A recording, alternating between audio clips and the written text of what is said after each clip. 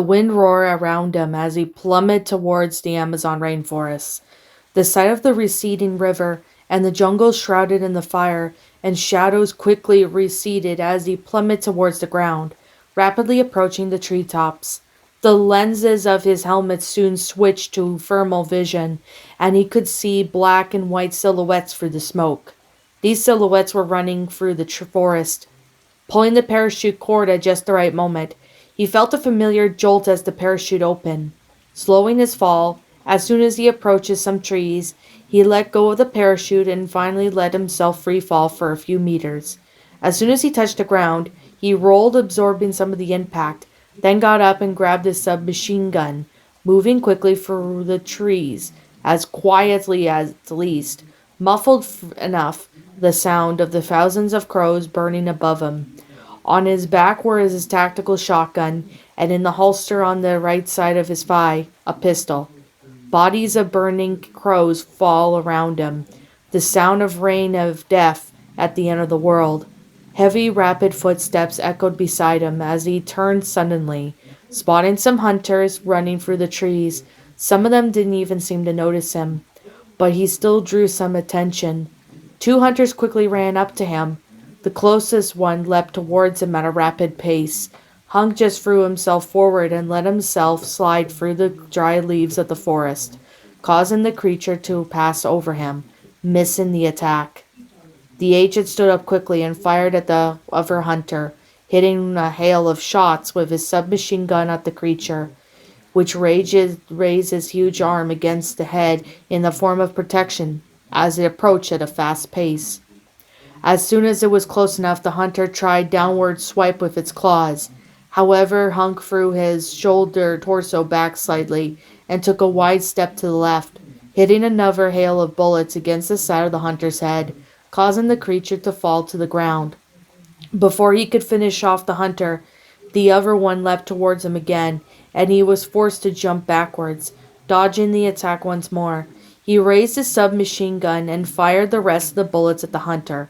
Although his shots hit, they weren't strong enough to keep the monster from advancing. The hunter tried to do a horizontal attack with its claws, intending to hit Hunk in the head. However, the agent dodged by crouching down and picking up his machete. Then he took a single wide step diagonally to the right, closing some of its distance between him and the hunter, and he drove his blade halfway through the creature's neck. The hunter grunted weakly, seemingly to choke on its own blood.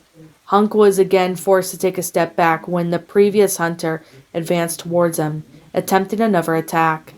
The agent took two large steps back, but before he could react, the hunter advanced again and attacked him in frantic movements. The creature tried a piercing blow with its claws, but Hunk dodged again and by crouching, and counterattacked by piercing the side of the creature's leg with his machete, causing the hunter to kneel on the affected leg. With that, Hunk stood up again and pierced the monster's head from bottom to top, piercing the monster's mouth and brain, and fell motionless to the side. The other hunter snarled and attacked again, but Hunk sidestepped it by throwing himself slightly to one side and quickly counterattacked by stepping diagonally from to the left and landing a sharp kick to the monster's head, disoriented it. With that, he closed the distance between him and the creature and pierced the hunter's head from top to bottom, killing the creature for good. The monster's body fell to the ground, and Hunk ran his eyes around, noticing several creatures around, but they didn't seem to be interested in him, which was good for now, but they would have to deal with those monsters later. He reloaded his submachine gun as he walked at a brisk pace towards his team. A sudden movement on his left caught his eye. An indistinct shape was moving between the trees, rapidly approaching.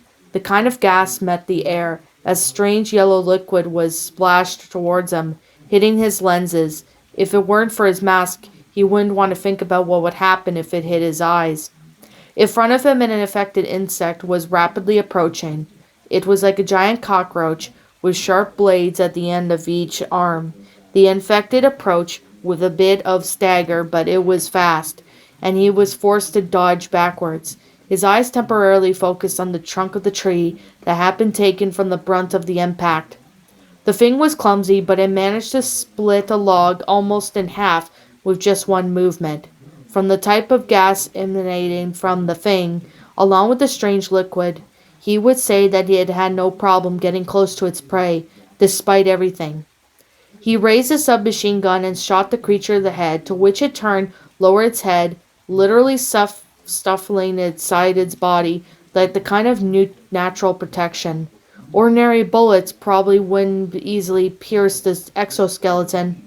Unfortunately for the giant cockroach, his submachine gun was the perfect weapon for penetration, and the exoskeleton was slowly destroyed with each shot. The creature growled, seeming to realize that its defenses were a little use of this situation.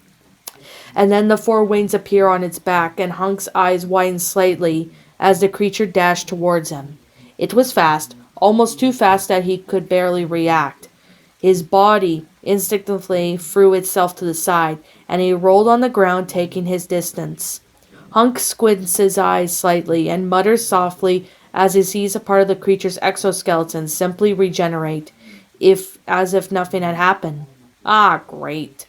He grabbed a grenade from his belt, but before he could do anything, he heard a growl and rapid footsteps in his direction. As he turned, he jumped backwards with pure reflex, dodging an advancing liquor. It was close call, as the front of his vest was torn off by the creature's claws. The ancient picks up a stun grenade and throws it onto the ground. Just as the grenade explodes, stunning both biological weapons, he lunges at the giant cockroach with his shotgun ready in hand. As he approaches, he fires a point-blank shot at the creature's chest, and his eyes focus on the pulsating white sac. Now exposed, he knocks the creature down and drops the grenade on its chest. Then he moves away, and the explosion throws pieces of the creature everywhere, leaving the liquor even more stunned than before. Taking advantage of this, he steps on the creature's back, forcing it to the ground. He then placed the barrel of the shotgun against the liquor's head and pulled the trigger, the creature's head practically exploding in blood. He looked around again and reloaded his gun, continuing his advance. He has lost a lot of time.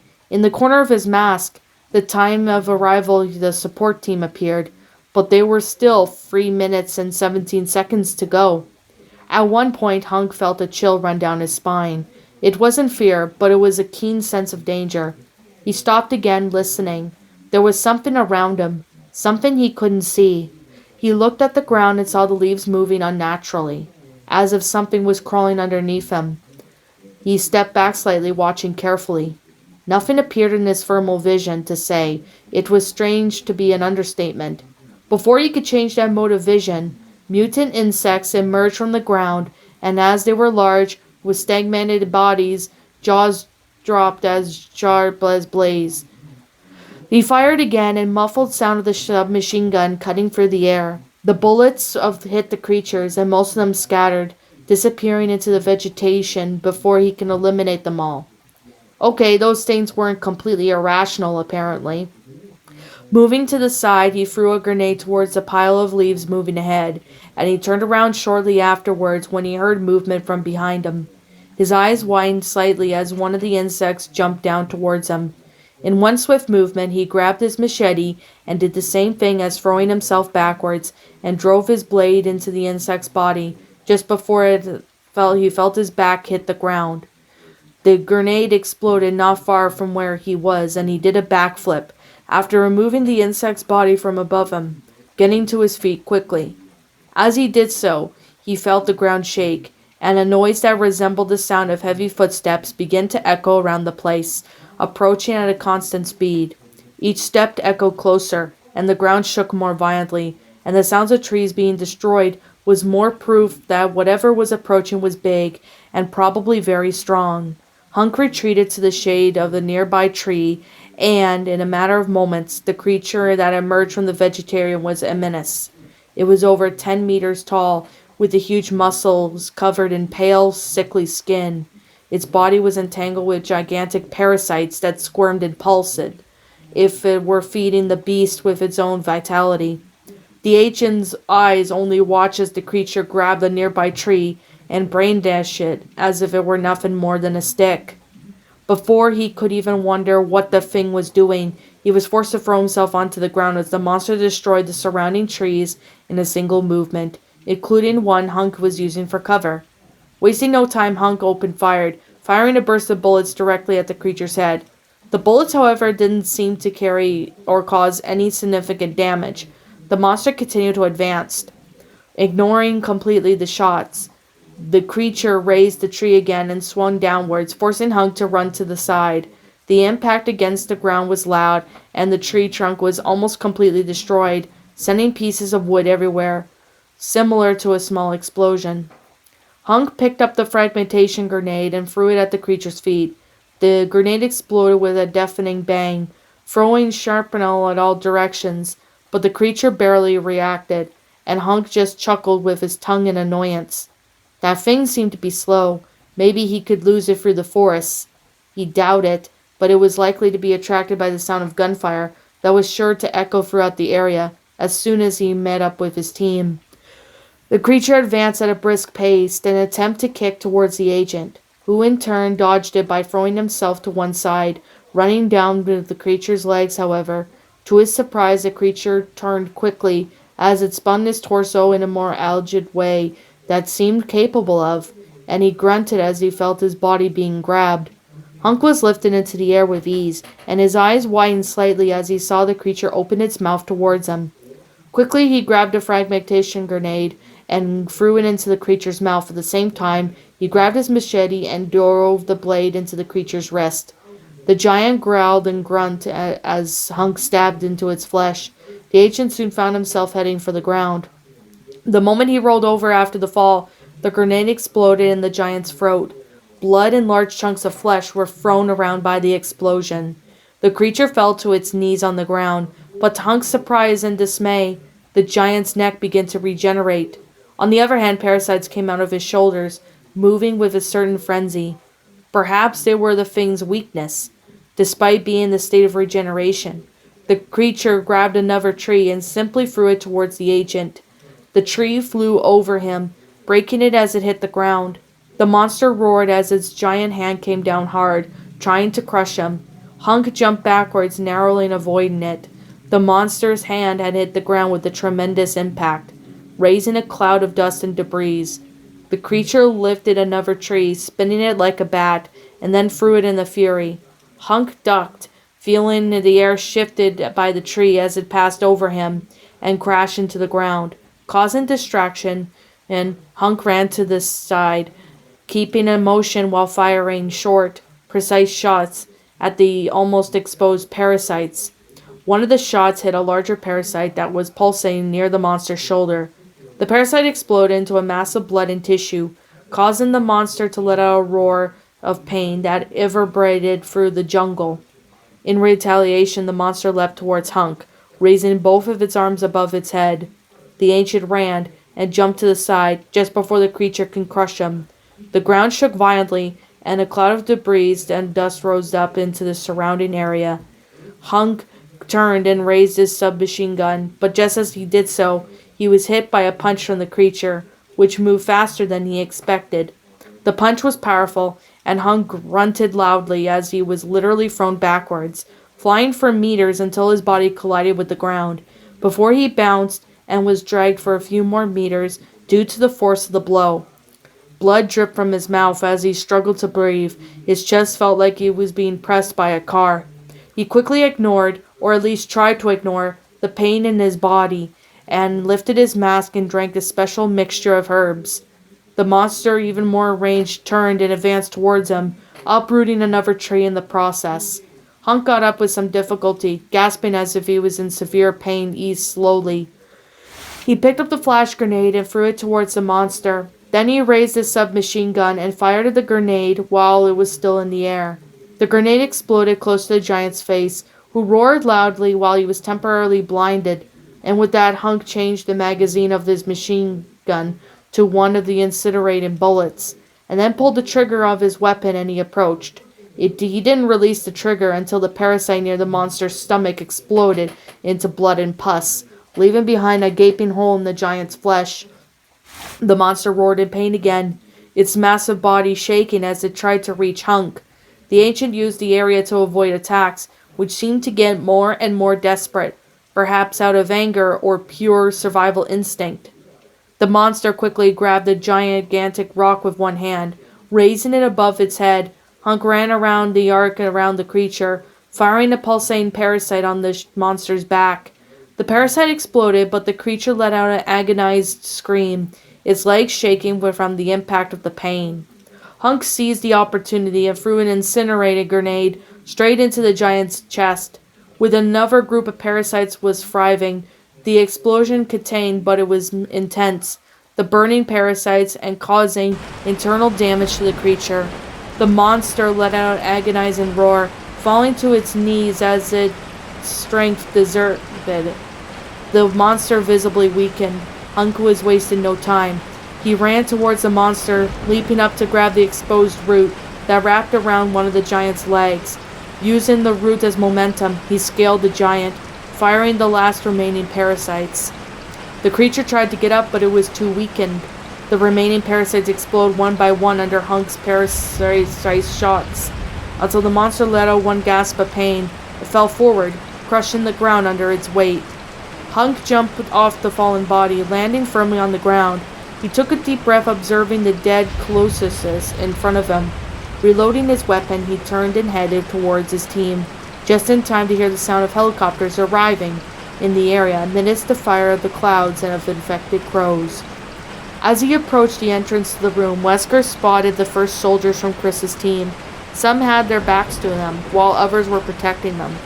They were all relatively far apart, because the room was so large, but not far enough away to prevent them from covering each other. The walls were made of reinforced steel, with thick cables and conducts snaking towards the metal resurfaces, feeding the control equipment that would line the perimeter. Several monitors flashed with complex graphics and digital readouts. In the center of the room, a large control panel dominated the space, filled with buttons and levers and interactive screens that display crucial data on the status of the missiles. In the background, the missiles themselves were housed onto their vertical launchers, large metal towers rising from the ground, with deep soils from open to ceiling, ready to fire. Vials of the virus were inside, enough to spread the whole world around. Without hesitation, Wesker charged at them with superhuman powers. His body became a blur as he advanced. The first soldier had barely had time to react before he managed to jump to the side into a surprised and frightening cry. Wesker resisted the urge to growl as he just locked his jaw and launched forward again. Just as fast as before, the soldier felt a stabbing pain go through his chest. Wesker had pierced the soldier's vest with his bare hands, pulling him at the front of the line and throwing him against the wall. The impact was brutal, leaving the man's body uninjured on the floor. Another soldier turned to face Wesker, firing a burst of bullets in his direction. Wesker dodged each shot with superhuman speed, his body moving like a shadow between the bullets. He launched himself at the soldier, who screamed in fright but then reacted, dodging Wesker's first blow by crouching, then trying to counterattack with a low kick. Albert, however, dodged by jumping over the kick, as soon as the footsteps of another soldier approaching, probably avoiding firing for fear of hitting his companion. How predictable. Wesker leaned back, dodging the blow from the soldier with the machete. He leapt up and spun his body while in the air, landing a spinning kick to the soldier's head, knocking him away. Turning again, he dodged the shots from the soldier in front of him and attacked him with a long stick to the head, sending him crashing to the ground. With that, he grabbed the soldier's rifle and then turned around, firing at the other soldiers. His eyes focused on those that were deactivating the missiles. He managed to hit two of the soldiers, one on the shoulder and one in the vest, before the previous soldier started firing in his direction. He dodged the shots by jumping several times towards another soldier, hitting him with a powerful punch that sent him to the ground. With that, he grabs the soldier by the neck and lifts him in the air, squeezing him hard with the intention of breaking his neck. "Piers!" He heard one of his men shout at the soldier's name, but he didn't care. To his surprise, Piers reacted. As he moved his torso, he raised his legs and landed a kick to Wesker's head, which loosened his grip slightly. enough time for the soldier to turn his body and land another kick to his head, finally releasing him. Wesker clicked his tongue and kicked the soldier in the chest. As he reacted was a blink of an eye, a kick so hard that it threw at him against the wall. One of the soldiers ran to the control panel, trying to buy the time to finish disarming sequence. But Wesker was already on him. The soldier was thrown against the metal frame of the panel, the impact twisting the steel around him. With one swift movement, Wesker broke the man's arm, following up with a kick that threw him off to the ground, where he lay groaning in pain. It wasn't for long, however, as Albert positioned himself above him and lifted his leg, crushing his head in a single movement. The last soldier tried a different approach, pulling out a knife and attacking Wesker, quick, precise blows. Wesker smiled, enjoying the futile attempt of resistance. He grabbed the soldier's wrist in midair and turning it violently until he heard the snap of bones breaking. With a dry blow, he threw the soldier against the wall, leaving him disoriented and invulnerable. He didn't decide to finish him off.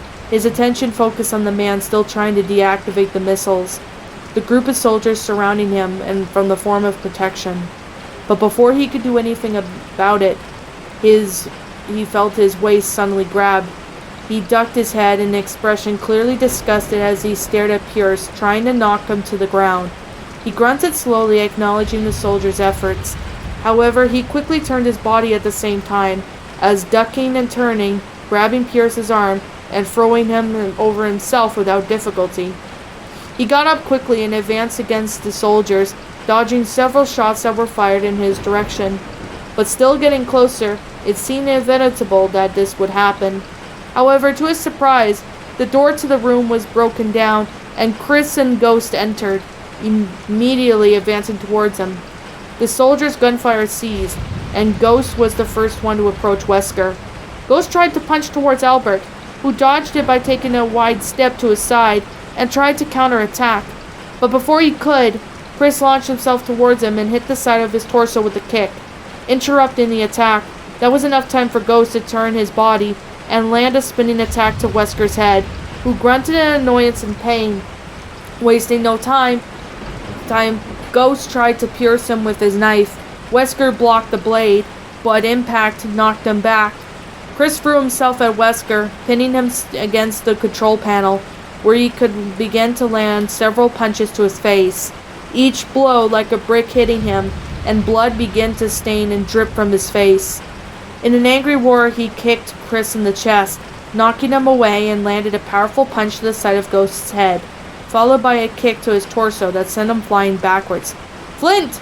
Chris shouted for his soldier, getting up and staring at Wesker with eagle eyes. "I'm almost done! 5 more minutes!" Flint said, and Ghost sighed loudly, snapping the bones in his neck as he moved towards Chris's left, staying in front of Wesker in case if he decided to attack Flint and the others. 5 minutes? We don't even need all that, do we, Wesker? The ancient teased, massaging his shoulder, but other than that, he seemed unaffected by the blows, which wasn't surprising, Wesker knew. "Pierce, do you really want to get into this?" Wesker looked to his left, briefly staring at the soldier called Pierce, who was moving into position, finally surrounding him. He was panting and his face was slightly contorted in pain. "I'll help any way I can," he said, and Wesker only snorted in some provocation. "Brave," Ghost muttered. Then he lunged at Wesker at high speed. He tried to direct that Wesker deflected, only to be hit by an upward elbow from Pierce on the left, and from the side of his face. The force of the impact sent Wesker's head spinning to the side, but before he could recover, Chris lunged forward with a side kick that hit the guy in the flank, knocking him a few steps back. Wesker reacted quickly, regaining his balance and countering the attack with this spinning kick towards Ghost. But the Ancient was ready, ducking to avoid the blow and immediately throwing the punch to the side of Wesker's knee, followed by a direct uppercut towards the chin. The blow sent Wesker staggering as he spun around and tried to hit Chris with a sequence of kick punches. Chris blocked the attacks with his forearms and took advantage of the proximity landed right to hook on Wesker's stomach, followed by his elbow strike to the back of the neck. Wesker felt the force of the blows, but before he could react, Pierce had stepped forward and leapt up. hitting a flying kick to the side of Wesker's head. Wesker, gritting his teeth and roaring in anger, recovered in a burst of adrenaline and turned quickly, hitting a spinning kick towards Chris's head, sending him to the ground. He then turned to Ghost, grabbing him by the vest and lifting him off the ground before throwing him violently at Chris, who was trying to get up, causing them both to fall. Chris rolled away, trying to get up once more, somewhat slowly but frantically restlessly, as Ghost got up more calmly, wiping the blood from his mouth after lifting his mask slightly. Chris advanced quickly and tried to punch, but Wesker deflected it by ducking and pitching the forward slightly. In one fluid movement, Leon followed up with a kick that hit Wesker in the face, sending him reeling backwards. Wesker, furious, spun around a powerful kick that hit Pierce in the chest and heard him approaching, throwing him backwards. He pushed Chris away with a powerful kick to the abdomen, throwing the veteran against one of the control machines. Ghost advanced to restrain Wesker, but the man spun around and unleashed a high kick that hit him in the chest, throwing him against the wall. Pierce, after getting up, threw himself at Wesker, but later, with the speed that was beyond comprehension, grabbed Pierce's arm and twisted it, throwing the soldier over his shoulder with one swift, brutal movement. Pierce fell heavily to the ground, grunting in pain. Chris threw a left cross while Ghost attacked with a spinning attack, catching Wesker on both sides simultaneously. The villain staggered. His vision began to blur from the insistent blows. Pierce recovered and returned to the fight, leaping forward and delivering a powerful hammered punch to Wesker's head, forcing him to his knees. Seizing the moment, Chris drove the knee straight into Wesker's face, while Ghost struck with the spinning attack, hitting the man in the temple with a crushing force. Wesker fell to his knees, as his face covered in blood and his breathing heavily. In an angry snarl, he stood up quickly, and his vision slightly blurred. He turned to Chris and hit the other soldier with a strong punch to the face, breaking his nose and staining his face with blood. He followed up with a hook to his chin and finished with a kick to the chest, sending him sprawling. Pierce tried to attack shortly afterwards, but Wesker blocked the attack from his forearm and countered with the elbow to the side of the man's head, temporarily stunning him. He then spun Pierce's arm around and in one swift movement broke it. The sound of breaking bones echoed around the room, as Pierce did roar in pain until it was interrupted by a punch from Wesker, which sent the soldier to the ground. Ghost advanced in the matter's moments, but Wesker had teleported to the side before he could be hit by the blow he encountered with the hide kick. However, the agent blocked the attack with both forearms, and he tried to counter with a kick, only for Wesker to disappear again and then elbow to the side of his head. Before Wesker could continue, an explosion echoed throughout the room. He turned his head to see missiles being destroyed by Chris's team. Loud explosions and sequences began to echo around the area, shaking the whole place. The missiles, the prepared vials, all destroyed. The fury in his eyes intensified, but seeing all the remaining soldiers now, with their full attention to him, along with Ghost, who was already recovering, was playing with the knife between his fingers, in the chances of making him out of there victorious if he decided to stay were low, as much as he hated to admit it. The soldiers wouldn't exactly be a problem. The problem was Ghost. With one continuous glance at the free soldiers, Wesker leapt backwards, disappearing into the shadows of the facility, fleeing once again. "Oh no, you're not running away again," Ghost muttered briefly, watching Chris put his nose in this place, as a loud grunt and stand up on shaky legs. He took the special herb mixture from his chest and threw it at him, just before he started running at the same direction as Wesker. Chris drank more of the mixture and followed right behind after dictating of new orders from his man. The sound of Wesker's fast, heavy footsteps echoed throughout the quarters of the facility. As he made his way to the garage, blood trickled from near his eyes, and his face burned in pain. He, the great Albert Wesker, was more injured than he ever had been in a long time, since he was a child, suffering those experiments at Spencer's command. It frustrated him. It angered him. But it also made him feel something he thought he would never feel again, and that was anxiety. His plan was in ruins. but was still possible to carry it out. May be difficult with all the attention on him, but completely possible, however. Ah! Arriving at the garage, Wesker spotted a military car parked in the corner and quickly slid into the driver's seat, starting the engine immediately after entering the vehicle. The roar of the machine filled the garage and Wesker accelerated, the tires squealing against the concrete as he sped off, heading for the support facility. A few seconds later, Chris and Ghost arrived at the garage panting. They spotted Wesker escaping and immediately ran to another military car parked next to it. Chris took the wheel and Ghost jumped in the passenger seat, pulling out his Desert Eagle and checking the magazine before opening the window. With the squeal of the tires, they were set off after Wesker. The first thing they tried to do was the sky and the mixture of black and the red of the fire. Bodies and more bodies, what appeared to be some kind of infected, were spotted everywhere, and the smell of burning flesh was nauseating. Chris kept his foot firmly on the accelerator, and the car picking up speed as they approached Wesker. Ghost leaned out of the window with his gun ready in hands, his gaze fixed on this car ahead. He started firing, with each shot hitting the body of the vehicle, and the caliber together with the penetrating power of the bullets made the armor have a hard time holding. Wesker, noticing the shots, maneuvered the car deftly, dodging the shots with sudden movements. Ghost managed to hit the rear window of Wesker's car with consecutive shots, causing the armor to crack, shattering the glass into hundreds of pieces. As the chase progressed, Chris and Ghost began to notice the shadowy shapes of moving rapidly along the sides of the road. They were not alone. It was Lickers. Their agile bodies were moving quickly, able to keep up with the speed of the car without too much difficulty, while the infected insects camouflaged themselves in the trees, leaping over the vehicles in a worrying manner. Chris turned the wheel, dodging a Licker that leapt towards the windshield, its claws scratching the metal of the side of the car. He muttered angrily and one of the insects landed on the roof, and began to penetrate the armor with its sharp jaws. Ghost quickly turned, leaning back towards the window after reloading, and eliminated the insect with one just clear shot.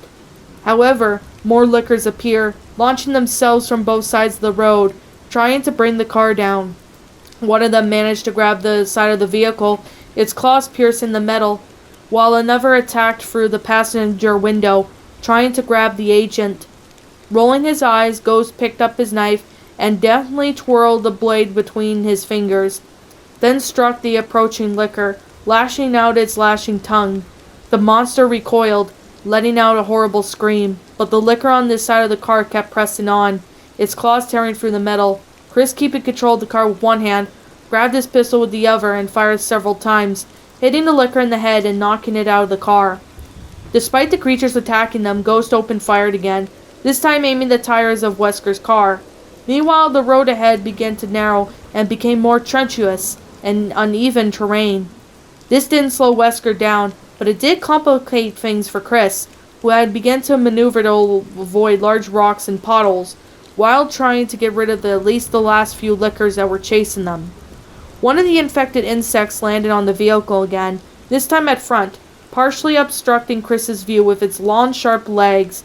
Ghost leapt up on his seat, sitting out on the window, and fired a direct shot at the insect's head, eliminating it with its clearing its vision. Ahead, Wesker made a sharp turn, entering a side road that led directly to the support facility. Chris and Ghost weren't far behind, keeping it on his tail, but the creatures and the terrain were slowing them down. The road was narrower, lined with dense trees and vegetation, making the chase even more difficult. Chris turned the wheel again, dodging another attack from the Licker that jumped out of the trees, while Ghost reloaded his gun and continued firing at Wesker's car. But despite his best efforts, Wesker managed to keep his distance. Suddenly, Wesker turned the car sharply to the right, leaving the road and entering a makeshift trail that cut through the forest and towards the facility. Chris followed suit without hesitation, keeping the car steady through the rough terrain. However, to both their surprise, more biological weapons jumped out of the forest, and they found their vision obstructed by hunters, who attacked the glass and bodywork with a certain frenzy. One of the hunters managed to destroy the car window, with its claws grazed Chris's arm, which grunted in pain. A Licker faster than the others jumped in the tall tree and landed brutally on the roof of the car, its claws tearing through the metal as it tried to get inside. Chris turned the wheel hard, trying to knock the creature away off the roof, but the sudden movement combined with the uneven ground, the weight of the liquor and the hunters who were attacking furiously, made the car sway violently. With a loud pop and a scream of blinding metal, the car lost control and overturned. Everything fell upside down, and the sounds of the collision reverberated in the forest, throwing Chris and Ghost into it like rag dolls. After a few seconds, what seemed like eternity, the car finally stopped rolling. Lying on its side from the roof, crumbled against the ground. Meanwhile, Wesker, already at a safe distance, watched the scene from the rearview mirror. He saw Chris and Ghost's car overturn, which meant that he had finally got rid of his pursuers. The support facility was now in front of him, in a large structure, but small enough to hide in dense forests. Surrounded by barbed wire fences and security cameras, without wasting any time, Wesker drove straight for the main entrance. The vehicle slid to the stop, and Wesker shot out quickly and confidently. His footsteps echoed on the concrete floor as he approached the heavy doors that led to the underground floor, where the support core was located. With a single movement, he opened the metal door, ready to take control of the situation to ensure the continuing of this plan. But as he passed through the door, he was immediately greeted with a powerful punch that hit him square in the face. Wesker staggered back, surprised. He raised his head to see his attacker. "Hello, Wesker," Hunk said smugly, and without saying anything else, or giving Wesker any time to think about how he was here, Hunk attacked him again with a kick, which Wesker deflected on his side. However, as he did so, his eyes widened as he was hit by a kick to the ribs. Fast. Too fast. Or perhaps it was who was slowing down. He grunted angrily in pain and teleported away. His angry eyes stared animalistically at Hunk. Without saying another word, Hunk advanced quickly. The first blow was straight right at Albert managed to dodge, followed by a left hook that he parried with difficulty. Albert, with his superhuman speed, dodged the blows masterfully, but couldn't find an opening to counterattack. Hunk was as relentless as he was wounded and tired. Albert managed to get far enough away to prepare for the counteroffensive, but before he could launch an attack, Hunk hit Albert with a straight punch to his abdomen, followed by an elbow to the face that sent Albert flying back a few steps. He was too fast compared to a normal person, yet he seemed more as if he was readying his movements, predicting what he would do. He had evolved this way or fighting thing for the last time. At one point he had found an opening and launched a series of punches towards Hunk, who managed to block most of them. But it was hit on the chin with a quick punch that knocked him off balance. Albert took advantage of the situation to turn his body, trying to land a high kick to the soldier's head. Hunk had blocked the blow with his forearm, but the force of the impact sent him staggering backwards.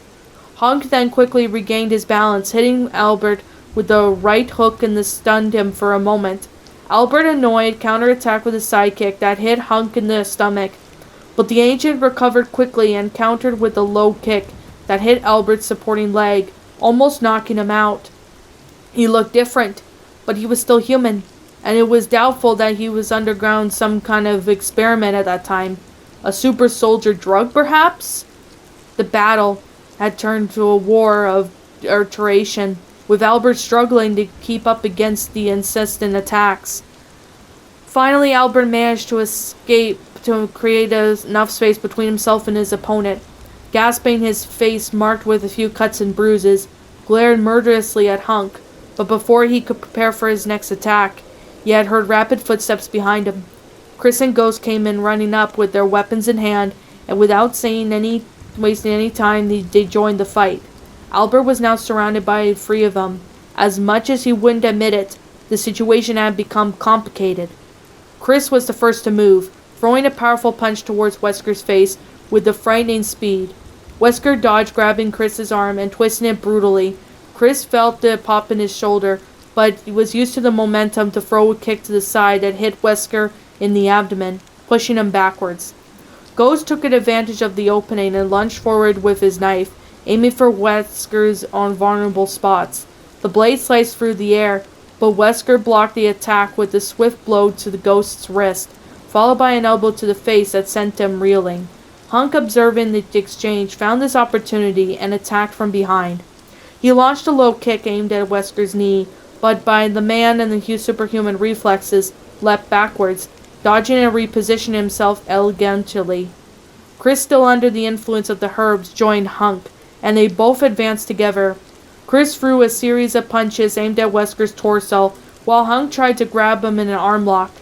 Wesker, however, moved like a snake, dodging the attacks, and with one fluid movement, knocked Hunk down with a spinning attack to the head. Before Chris could react, Wesker struck him in the side, hitting him in the ribs enough force to make him out a muffled cry of pain. Ghost charged at Wesker again. This time he managed to get close enough to deliver a quick thrust to Wesker's side, the blade piercing his flesh. Wesker roared in pain, spinning around one swift moment, and landed a brutal punch to the agent's stomach, forcing him to fall to his knees. Wesker tried another blow, but Ghost was quicker and rolled away. Hunk recovered and with a precise blow hit the side of Wesker's face with a sharp elbow, sending him reeling. Chris then saw his chance and landed a punch as hard as he could on the side of Wesker's head. So he staggered backwards, blood and sweat falling to the ground in large quantities. With a scream of pure fury, Wesker struck back, his movements becoming more brutal and desperate. He hit Chris in the headbutt and stunned him, followed by a violent knee to Hunk's stomach that sent him collapsing to the ground, gasping. Ghost tried to surround him from the left, but Wesker grabbed him by the neck, lifting him off the ground before throwing him hard against the wall. Wesker was feeling the weight of the battle. He knew that he had to act fast, and he started to move towards the exit, but Chris managed to grab Wesker's arm, twisting it as Ghost attacked him with a knife, delivering a quick, precise blows to his vital points. Wesker was getting cornered and his movements becoming more and more erratic. In a desperate move, he managed to break free of Chris's grip, pushing him back with an elbow strike, and launched a spinning kick that hit Hunk on the side of the head, knocking him down hard. Ghost launched himself at Wesker, driving the knife deep into his shoulder. Wesker roared in pain, but managed to land a devastating punch to Ghost's face, knocking him to the ground, bleeding. However, despite the blow, Wesker could hear the smug laugh coming from the agent, who had now removed his mask, showing his face stained with blood, saliva, and sweat. "You're getting weak," he muttered in a hoarse voice. Getting up, a clear attempt to provoke him, one would have a problem responding to, but he had to get it out there. Chris, seizing the moment, stopped Wesker from running away. He then hit him with a punch to the face, followed by a spinning kick that knocked him to the ground. Hunk, with an agile move, grabbed Wesker by the shoulders and lifted him up, and Ghost, for his part, plunged a knife into Wesker's stomach, who grunted loudly in pain. But despite this, he still had the strength to kick Ghost in the face, knocking him away violently, throwing his body forward. Then he throws them both and Hunk to the ground, hitting the elbow that completely destroys the agent's already damaged mask. Finally, he stands up, but as he did so, his vision became even blurrier. The pain in his body had gone numb, a bad sign. So bad that he couldn't even notice when Chris positioned himself right next to him, and could only grunt when he landed a punch to his face. Hunk launched himself towards him, and kicked the side of the leg, forcing him to kneel on the affected leg. And with that, Ghost plunged the blade into the center of Wesker's back, who grunted loudly, feeling his strength leaving him, and feeling blood dripping from his mouth in weak, irregular coughs. Chris grabbed him by the neck and took a deep breath into his eyes. Everyone in there was hurt and tired, but everyone knew it, including Wesker. Albert wouldn't make it out alive.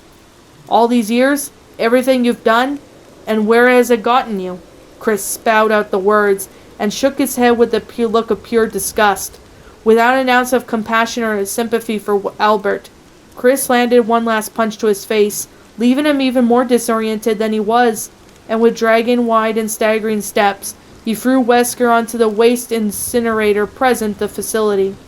Ghost made a point of pushing the lever to activate the incinerator, and the door slammed shut with a metallic clang, locking Wesker inside the chamber. The sight of flames began to fill the place as the incinerator went into action. Wesker, despite trying to resist, was completely trapped. His screams of rage and pain were drowned out by the growling sound of the fire, as the flames began to consume the man's body.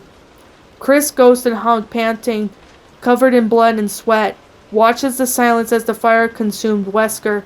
The heat from the incinerator was intense, and the light from the flames illuminated their faces.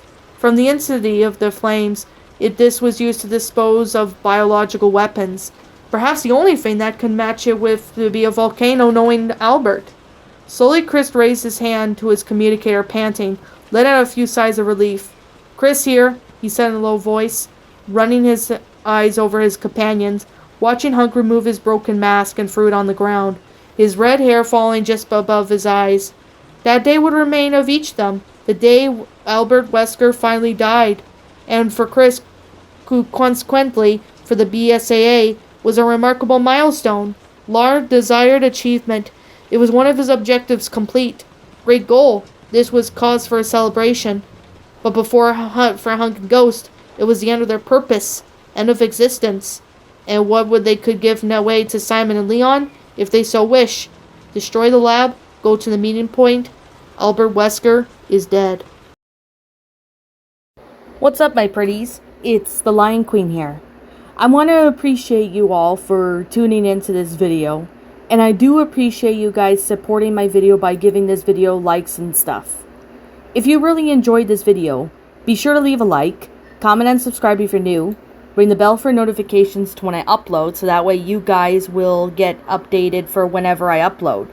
If you want to follow me on Twitter or DeviantArt, feel free to leave a follow on those if you are interested in following me on those socials. If you want to support my backup channel, known as Miss Dark Shigo, feel free to subscribe to it, as a link to that will also be in the About page section. And with that being said, and that being the case, thank you so much for watching, my pretties, and as always, please stay pretty.